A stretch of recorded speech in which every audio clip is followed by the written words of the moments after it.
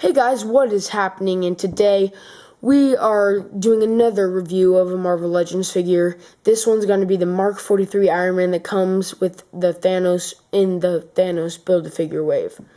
So this is from Avengers Age of Ultron, and overall it's a good figure. I like it. It definitely does not serve the purposes I need for. There are some minor complaints I have with this figure, not a lot at all. If you're just looking to display him with your Avengers setup or to play with him if you're a little kid, then definitely get this figure. It's not a bad figure, but I'd recommend getting an SH Figuarts figure. So we're going to go over the articulation, the paint, and do some size comparisons and see how tall this guy is.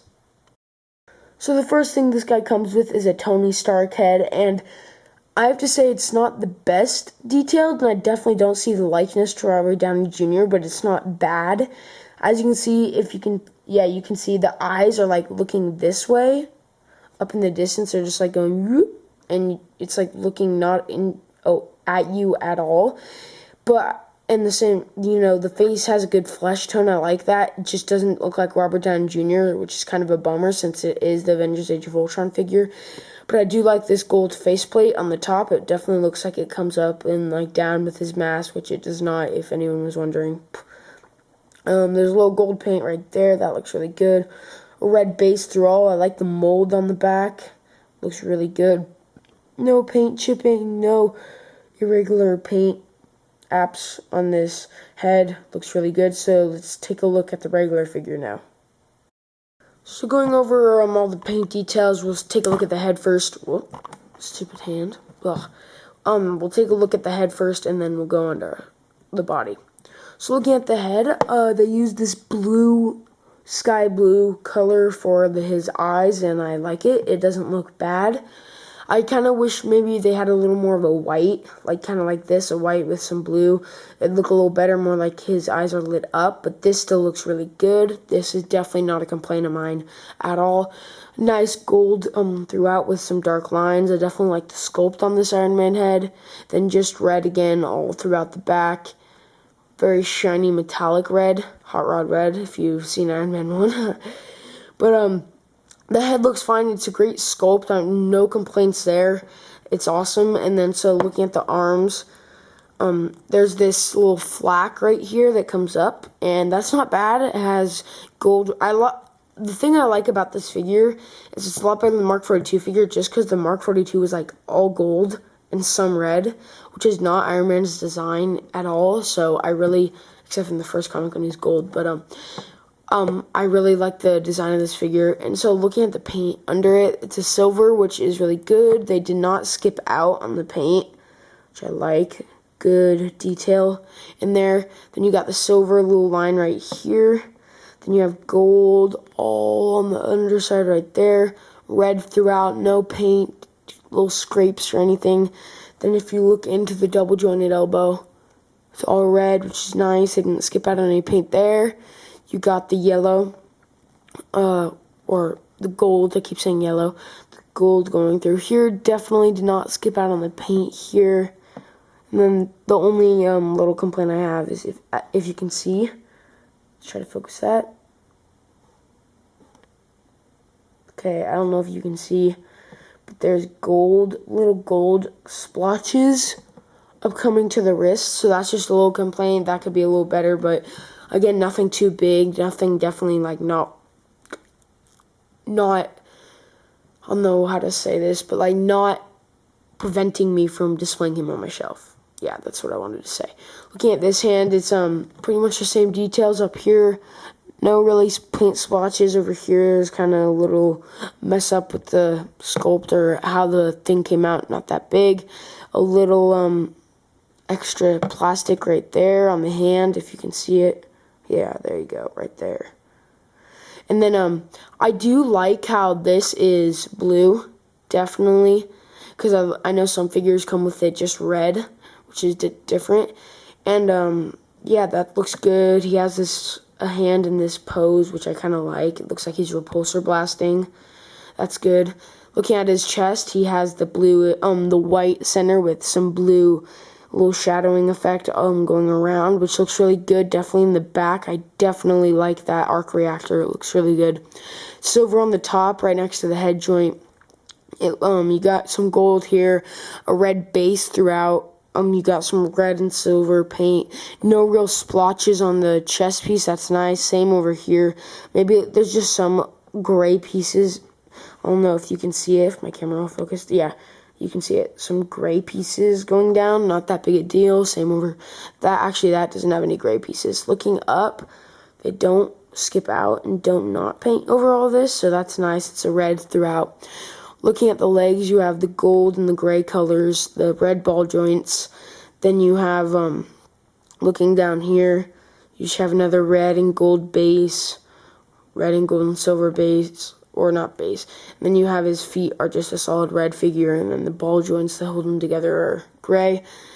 So, and then looking at the back, it's just gold up here, no real splotch paint, except for there. Whenever I say no real splotch paint, I feel like I always find it the next second. Which is kind of a bummer. Yeah, there's some gray up here too. If you can see it. I don't know if my camera will focus. Yeah, you can't really see it, but you can definitely see the red. There's some gray little splotches, not too big. And then just kind of a red base throughout the back, and then you could see at the bottom of this.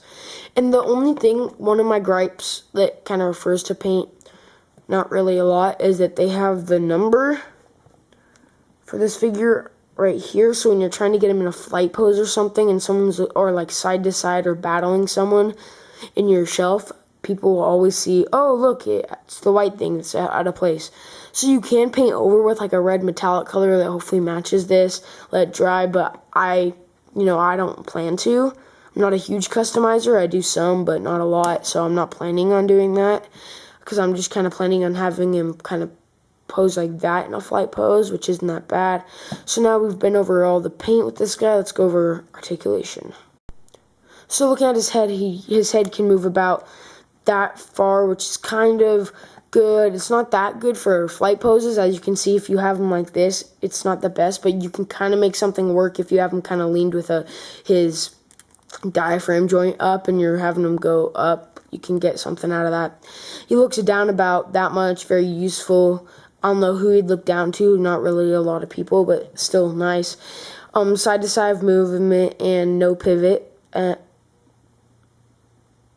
little pivot, because this does stay if you try to get it. Very tiny, tiny, tiny pivot. He has his shoulder joint that moves about that far out. Can go about that far back, that far forward. He has double jointed up. Stupid ball joint, if I can get it. Yeah, double jointed elbows that are kind of stiff, or not. Stupid me.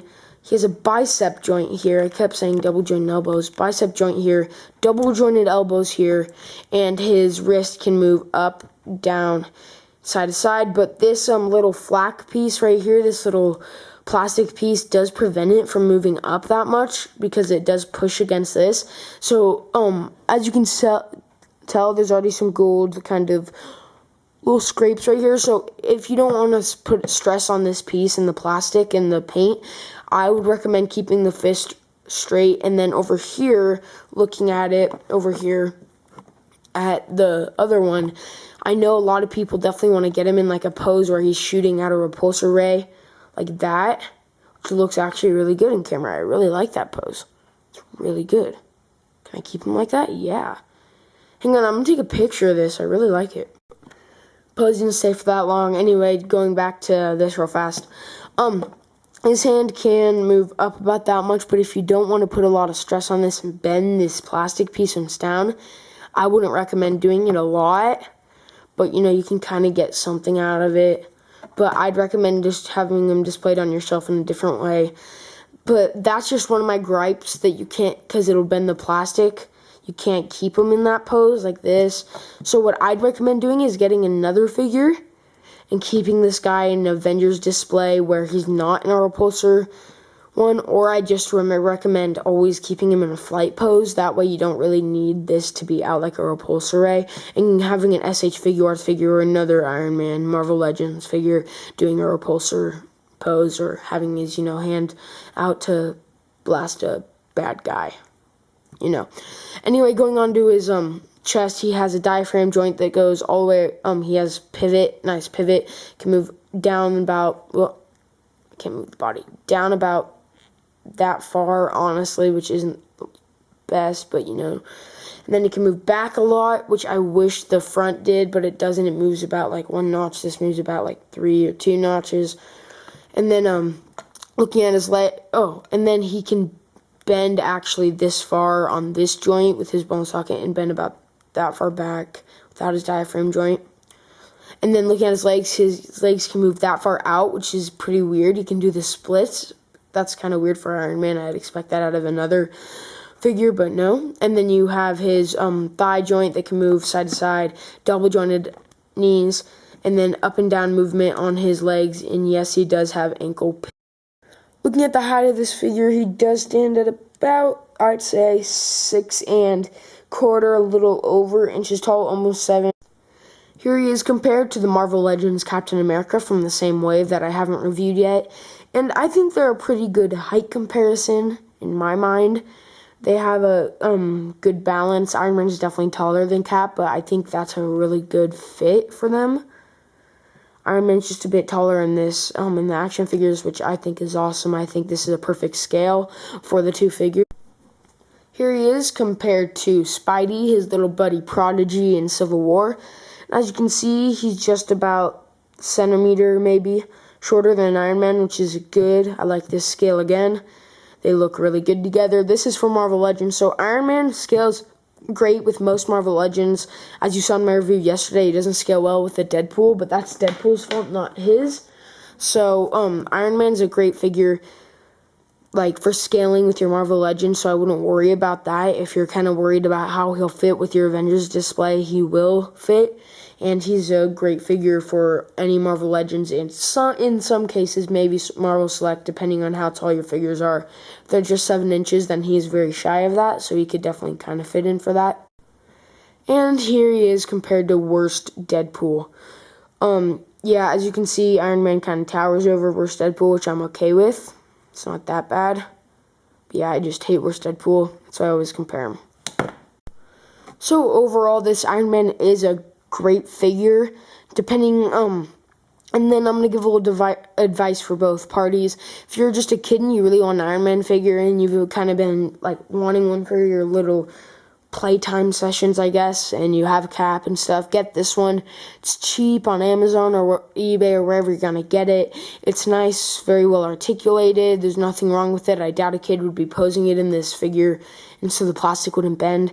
Now, if you're a collector, I would honestly recommend getting an SH Figuart figure because they have a lot better of a red metallic paint.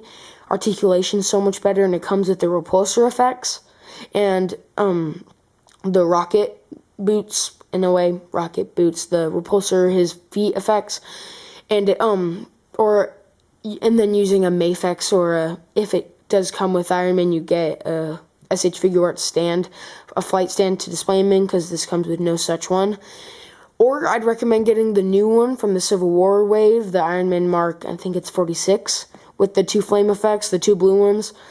I'd recommend getting that if you're a collector, because this one, it has pretty good paint apps, great articulation. Just these little plastic pieces over here will bend easily if you have them in a pose like this on your shelf, battling Ultron or Mandarin or whoever you have them against.